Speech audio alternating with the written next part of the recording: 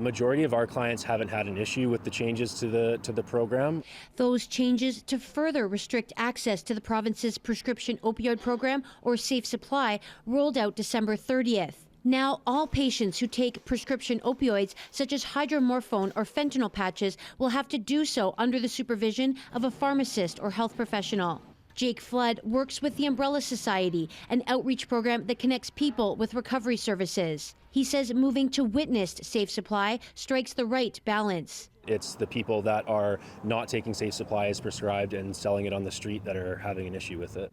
The province says the changes were made in response to growing evidence that prescription opioids were not being consumed by the intended patients, but instead being diverted and trafficked. This Nanaimo-based addictions doctor says the changes create barriers for her patients. I'm seeing patients destabilize as a result of not being able to access these medications.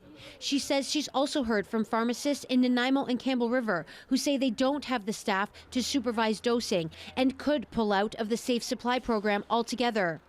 There are key exceptions to the new rules, such as those in rural communities and those who can prove that their work schedule does not allow them to go to a pharmacy several times a day. Some pharmacies like this one also deliver.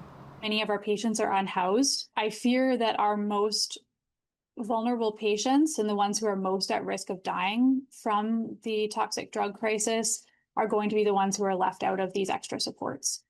At its height, 5,000 people were enrolled in BC's Safe Supply program. Now there's about 1,900, according to the Health Ministry. Which leads me to believe that many of them were using it for the purposes of diversion.